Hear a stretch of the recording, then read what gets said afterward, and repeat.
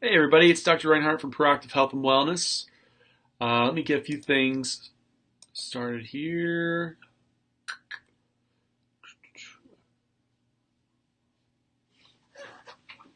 Okay, good.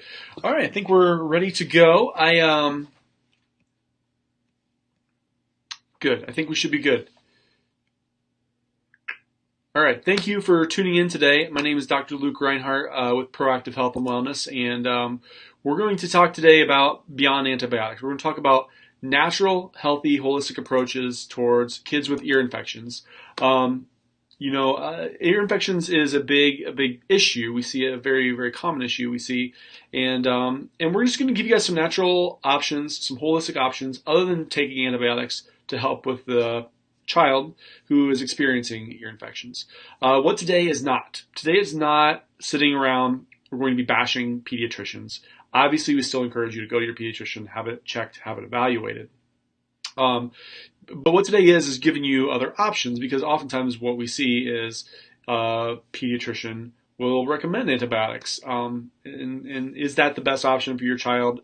That's ultimately the choice for you to make. But today we're going to give some other perspectives and kind of go over why ear infections are more common in children, what is actually happening, talk a little bit about the anatomy, and some of the cool testing that we do in our office to help determine if they have something that can be helped outside of just antibiotics.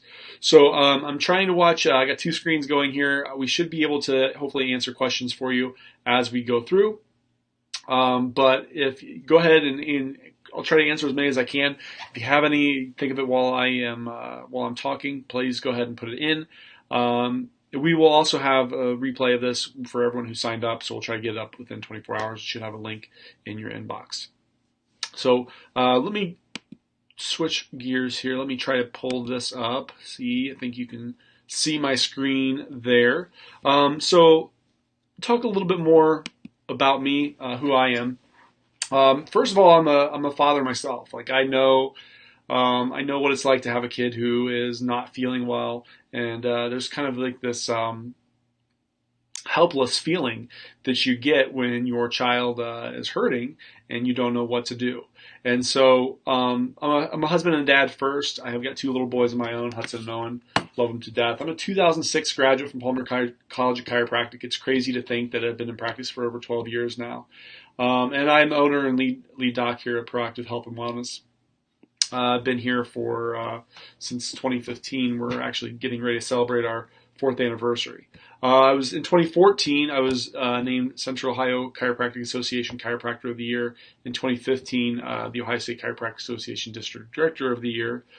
I'm a member of the National Wellness Foundation. If you haven't heard of the National Wellness Foundation, or you haven't don't follow them on Facebook or a lot of their presentations. The National Wellness Foundation is a group of doctors basically around the country and really around the world who we all meet together regularly, and we kind of talk about what we can do to help kids. Because when we look at a lot of our kids today, there's a lot of chronic health issues that just weren't around when I was a child, and so we're all committed to doing the best we can to help them.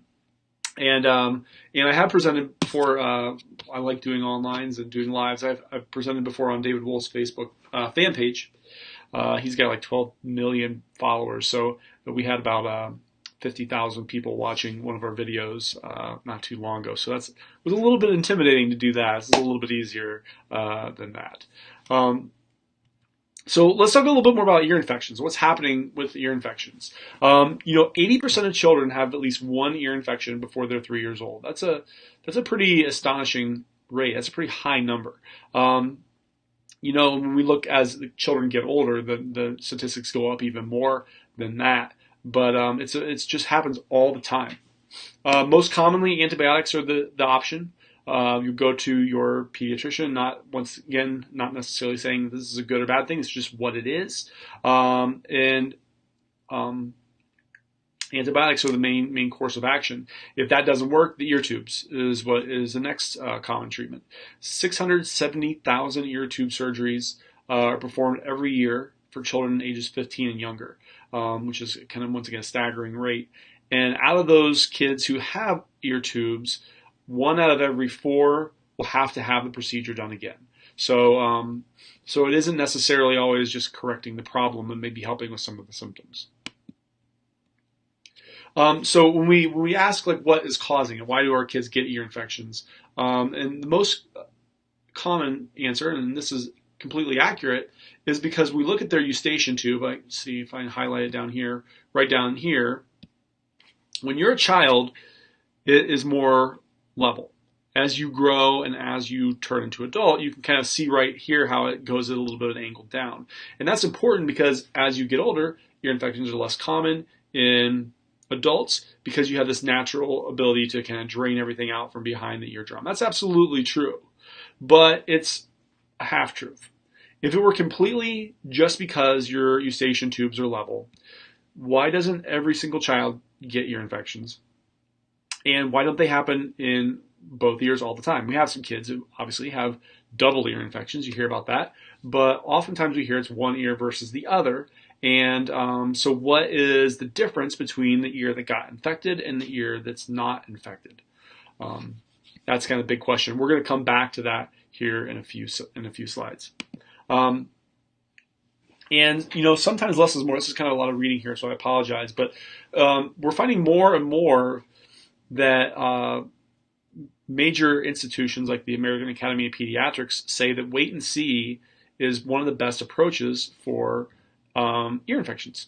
And the reason being is when we look at ear infections, about 60% of them are bacterial and about 40% of them are viral. So if your child has a viral ear infection, taking an antibiotic won't work because it's a virus and not a bacteria. So 4 out of every 10 are viral, and the antibiotics won't even have an opportunity to work. Perhaps the most surprising news is that common ear infections rarely require medication, except when severe or in young infants. The body's immune system typically takes care of them themselves if we just kind of let it see. I was in a meeting one time. I had a chance to sit on Governor Kasich's OPI task force a couple years ago, and one of the lead physicians who was also on that task force says, we know as a physician that the antibiotics aren't always the best answer for kids. But when you have a screaming child and you have a stressed out parent sitting in the waiting room and you tell them just wait it out, they get pretty upset. So they feel like the physicians oftentimes, in their defense, they feel like they have to give the parent something, and it's easier to just write the script for the antibiotic.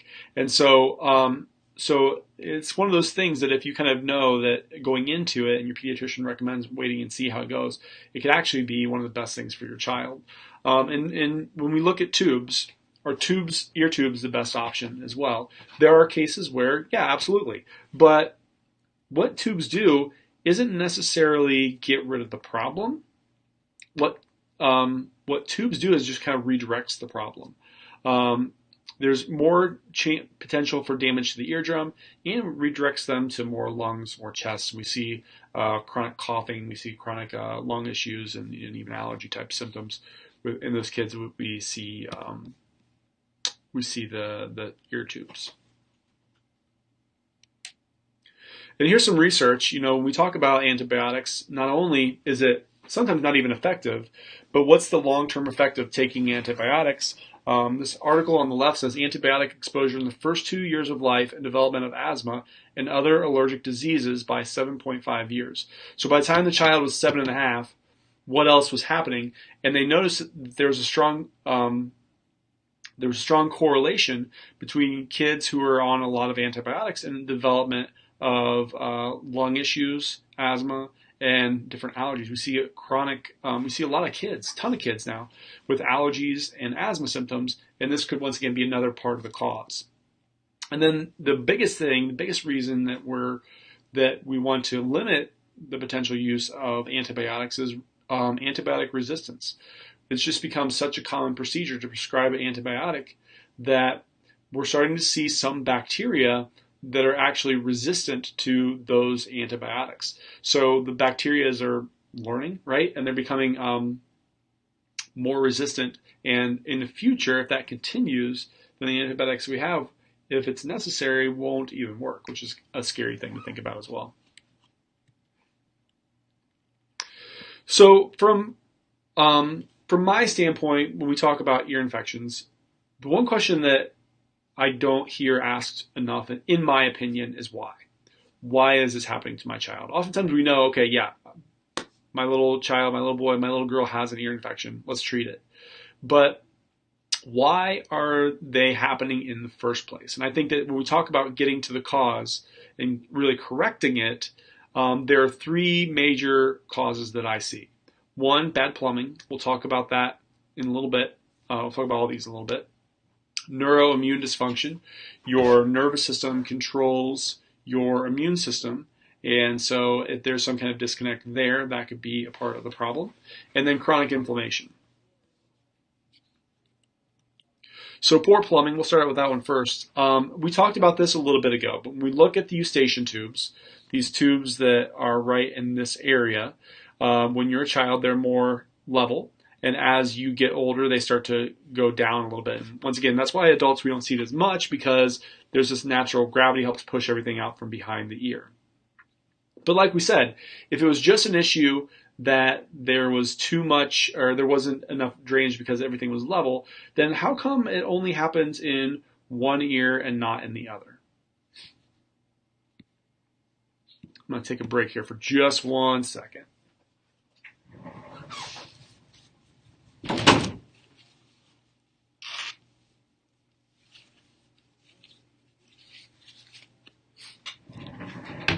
Sorry about that. It's a little congested this morning. Should be good to go now. Okay. So we talked about that earlier. So what's the difference between why is it only one ear versus the other? Why doesn't every single child have a ear infection in both ears all the time? Because that's just that's their anatomy. And it has to do with these two little muscles here, the levator veli palantini muscle and the tensor veli palantini muscle.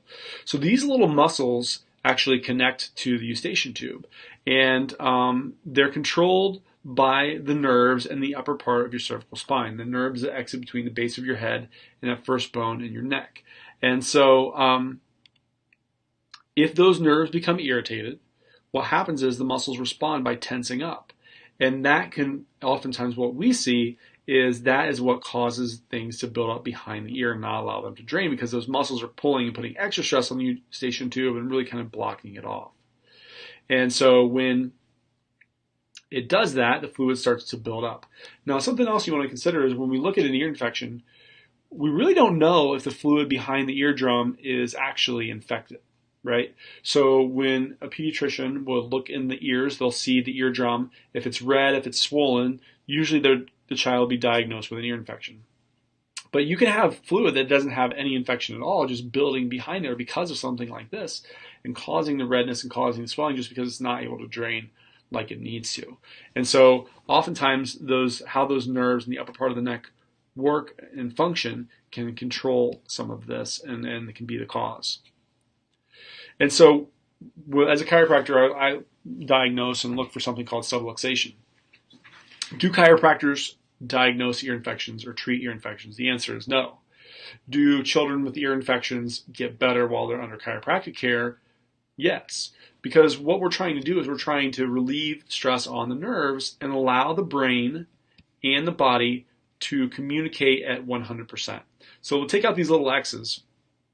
Basically, if the brain is able to talk to the body at 100%, there's optimal function, everything works perfectly. We call that within the system a state of ease or health, or you feel good, right? When there is some kind of neurologic disturbance, when there is a break in that line of communication between your brain and your body, the body is not getting the signals that it needs to, which creates dysfunction. If there's a dysfunction, we call that dis-ease. Dis-ease is not like a disease process, like there you have an ear infection right now, right? Dis-ease is when something's not working as well as what it should be, but not necessarily pathologic. And if it's not corrected where there's a functional problem and when you're in the dis-ease, it will lead to ill health and then you start to feel bad. So it all kind of goes back to the cause, this disturbance within the nervous system, not allowing the brain and the body to communicate at 100%.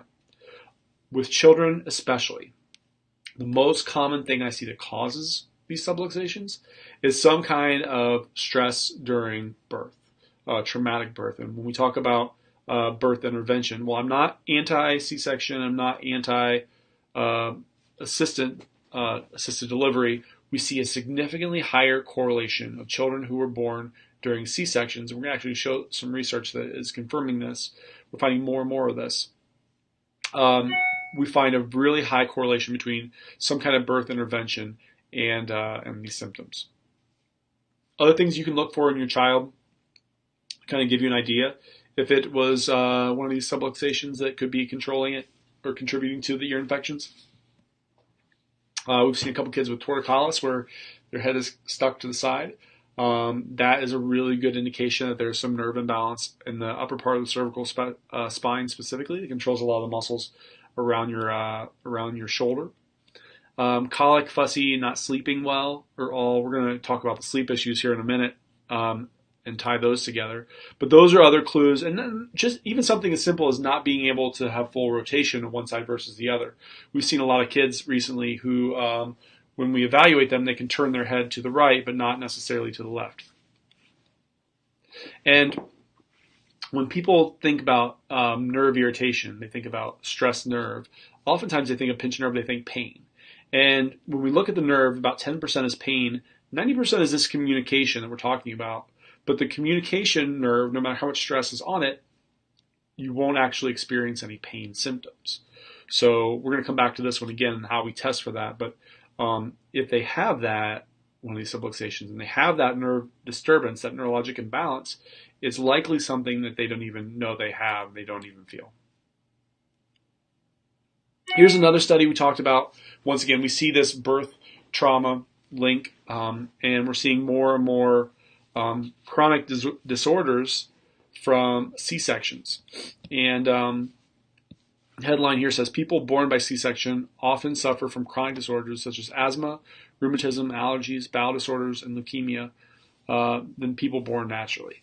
So, and this is just one of several other studies. We're seeing more and more studies linking C-sections, while, once again, I'm not anti-C-section. When used appropriately, they're a life-saving procedure.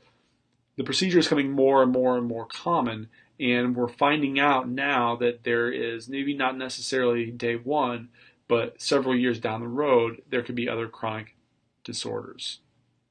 And why is that? Is because, once again, it interferes with our body's natural gas pedal, brake pedal, stress response system, and which is really, really important for growth and development, things like that.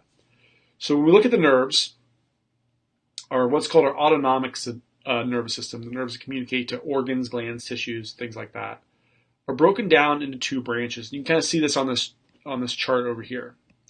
So we're going to start here with the gas pedal. The gas pedal are like your sympathetic nerves. They're your body's fight or flight protection. They're the nerves that when you're under stress, whether it's physical stress, emotional stress, chemical stress, they kick in to help you either fight that stress or run away from that stress. So the example that I give to everybody who comes into my office and we test how well these are working together is, let's imagine right now there's a bear in the room with us. What would happen to our body? Our heart would start racing like crazy. We start pumping adrenaline and cortisol. All of our energy goes to our arms and our legs. And we're either going to fight that bear or we're going to run away as fast as we can. Right? And that's an appropriate response. That's what should happen. Now, while we're running away from the bear, are we worried about fighting off the flu bug? No. Are we worried about digesting our lunch? No. Are we worried about taking a nap? No. Are we worried about growth development? No. You cannot be, and this is a quote from Dr. Bruce Lipton, who's a PhD, you cannot be in growth and protection at the same time. We're all kind of along this chart. We're somewhere along. We want to be kind of right at this 5, but if you're stuck on gas, a lot of times if there's a problem with this brake pedal system, we see that kids are always on, They never want to slow down. And oftentimes, because this brake pedal has things to do with immune system function, we see the ear infections and other immune challenges because it affects the gut and gut health. We see a lot of stomach digestive issues, and sleep issues are a pretty common thing as well. So we want to make sure that there's balance within these nerves. And oftentimes, once again, there can be other things, but if there is a birth trauma puts stress on the vagus nerve. This nerve we mentioned right down here, which is the body's main brake pedal nerve. And if you're all gas and no brake, if you're driving around with a Ferrari engine and bicycle brakes, it can lead to the higher potential of something like an ear infection or other issues. And then one of the other things we see, last thing we see, is chronic inflammation, chronic swelling. And so we see that oftentimes with chronic inflammation, it's more of a food type of a thing. There can be some other things for sure. But what we're eating and putting into our bodies really makes a difference. And so we do food sensitivity testing. And there's two types of immune responses from food. One that most people understand are food allergies, right? You have a child that has a peanut allergy or has a shellfish allergy, that they're even around it and they touch it and they swell up just like that, right? That comes from what are called the IgE immune cells, which are the immediate response, immediate inflammatory immune system. Food sensitivities are from what are called the IgG immune cells. The IgG immune cells are the delayed immune response.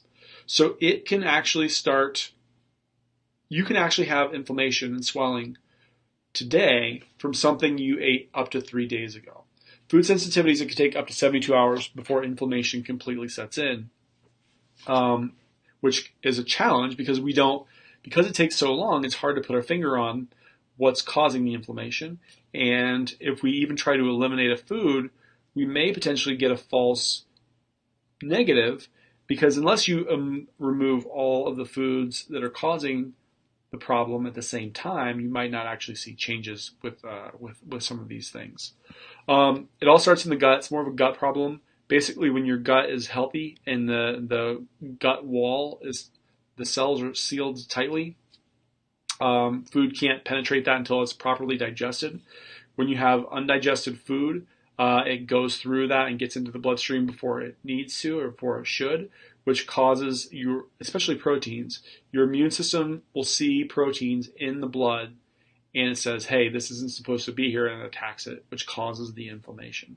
So it really is more of a gut problem than an actual immune system problem. Probiotics are good. We hear a lot about probiotics. They basically will help supply our gut and stomach with that natural bacteria that we want to see. Make sure that they're on a prebiotic too. A prebiotic is like a food for the bacteria. So the probiotic is a bacteria, prebiotic is the food for the bacteria. We eat them both, the bacteria chews up the food, and what the bacteria excrete actually helps rebuild the gut lining. When we do food sensitivity testing, there are three major foods that we see over and over and over again. And for most people, I can almost, based on what their go-to food is, I can kind of tell if any of or all of these will be a factor. But number one, by and large, is dairy. I went into doing sensitivity testing a couple years ago thinking that it would be gluten this, gluten that. And while gluten is number two, it is secondary to dairy, and specifically whey and whey protein. We see a lot of severe reactions to whey. And then eggs is a surprising number three. Eggs is pretty popular, and it's easy, it's quick, but we see a lot of people have some pretty significant responses to eggs specifically. And so once again, we do the testing here in our office. We also have a website, columbusfoodtest.com, where you can order one of the tests as well. The tests are great because you can do an elimination diet, but once again, you're allowed to have more than one sensitivity. So if you have a sensitivity to dairy, wheat, and eggs, and you try to eliminate just one of them, you may not see any changes until you really eliminate all three of them. So I want to talk. So those are the main issues, the main causes of what we see contributing to ear infections. Now, one of the things that we pride ourselves in our office is technology behind what we do to help diagnose and see before we start care if it's something we can help with or not. And so the first of the tests that we do is the test you see here. This is called a neurothermal scan. Non-invasive, gentle, basically is measuring temperature from one side of your spine to the other. Just rolls up the spine or click on certain areas. And it helps us analyze the nerves that communicate to the organs, what are called the autonomic nerves. That, once again, you don't feel these nerves. With this person, this is a pattern that I wouldn't be surprised to see ear infections in a scan like this. We want to see these areas that are white. White means little to no stress on the nerve. The areas that are green are areas where there's mild stress on the nerve. Blue, if there are blue on here, blue would be a moderately irritated nerve. And red is actually severe. So, for example, this up here, this person had a severe irritated nerve at C1, which once again, we look at that C1 nerve, where it goes, eyes, ears, nose, throat. So we see a lot of issues with these nerves right here. If there's a child with an ear infection, this is probably one of the places where I would expect to see some of that stress. But yeah, it takes about a minute to do the scan and gives us a ton of information, not only when we start care to see if it's something we can even help with, but as care goes along, we want to make sure that that nerve stress is going. So we do this again for our re-exams as well. The other thing that is a newer scan in our office is a heart rate variability scan.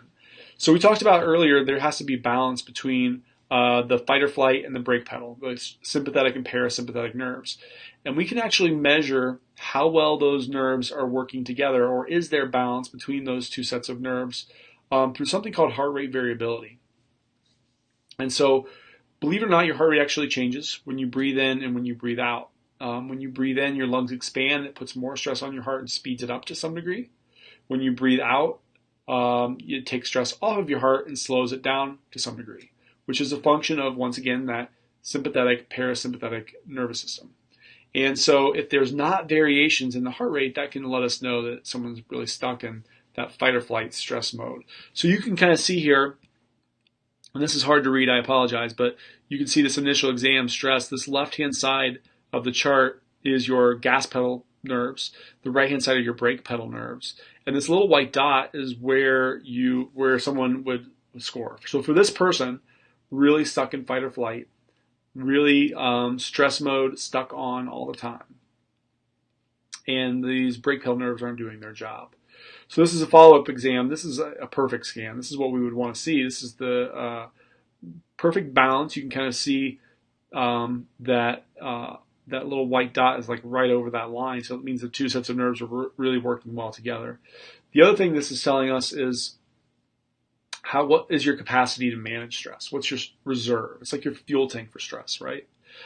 Someone with a high reserve, like this person right here on the right-hand side, when they have stress, because their fuel tank is full, they have stress, they pull from that fuel tank, manage it, and move on. Someone with a low reserve, like this person here, or even I've seen them even lower, when they have stress, since their fuel tank is empty, they try to pull from that reserve, but because the fuel tank is empty, they just don't have anything to pull from. A lot of fatigue, a lot of exhaustion for someone who would score way down there. And then the other thing was we talked about the food sensitivity testing. I think we hit pretty much all of this, but this is what it's a 2-page front and back report. This is kind of what the report would look like. Here's a kind of a zoom in on one area. I'm not sure why that's popping up. I'm sorry.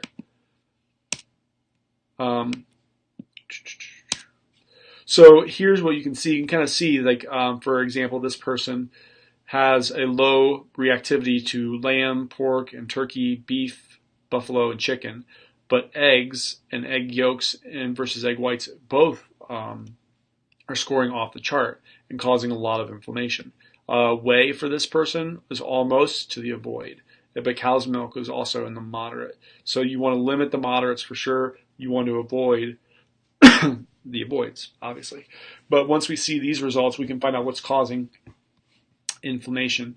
I have also noticed, especially if a mother is still breastfeeding, since a child gets all their immune system from mom, if you have a really young child with chronic ear infections, things like that, or other health issues, sometimes actually testing mom will give us an idea of if mom is eating something that is causing inflammation or causing a response to baby as well.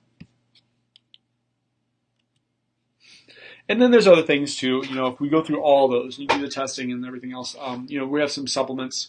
There's one that we have called Thymex. Thymex is good because Thymex supports your thymus gland, where your white blood cells, your immune response, really grows and where they mature. So that's important. Tuna omega oil is really important too. We see a lot of people who do the low fat, no fat diets, and we need fats in our system. We need fats in our diet for like neurologic function, like we talked a lot about today. Every single nerve has a layer of fat around it, so that's really important for joint health, for cardiovascular health, and on and on and on. And if your kids are young and they can't take a supplement, or they even don't like the taste of it, or what have you, I found we've had success with just putting it into a smoothie, blending it up, and having them drink the smoothie, and they usually don't even know that they're taking it. Okay, cool. So that's basically what we have for today. Thank you for tuning in. Let me just do this real quick. I appreciate your time today. Thank you for taking time out of your day to tune in and watch us. And hopefully you guys got a little bit of a different perspective of ear infections and really got an idea of maybe some other things that could be contributing to your child's ear infections other than just another infection, right? There's other things other than actual infection that can cause these problems. If you're a parent out there, and inevitably I get this when I do the talk, or either live or when we do the talk online, it's like, I wonder if that is why my child always gets ear infections. I wonder if that's why they've never been sleeping since they were born. I wonder if, and what I want to offer is the opportunity just to find out. We do these scans, especially the first two in our office, the nerve scan and the heart variability scan in our office for all new patients, and really for all of our re-exams as well, just because that gives me the most information to find out, is it an issue that I can help with or not? And so if that is something that you would like to see for your child, we're going to give you the opportunity. For the next 2 weeks, we're going to be running a special where we're going to do that initial exam for $20, where we'll come in, meet with your child, do the scan, and see if it's something that we can help out with or not. If it's not, then we'll let you know that too. But it really, like I said, gives me more insight than any other tool that I have found in my profession. So if not, hopefully you guys took some other things from today's talk that you can implement. And even if it's like limiting some other foods that they're taking that can cause a lot of chronic inflammation, that'd be great. So like we talked about earlier, if you missed this initially and you're going to watch the replay, we'll make sure we have that up here within a day or two. And if you have any other questions, you think of anything later, please don't hesitate to put a comment here in the comments section, and we will see everybody soon. Have a great rest of your day.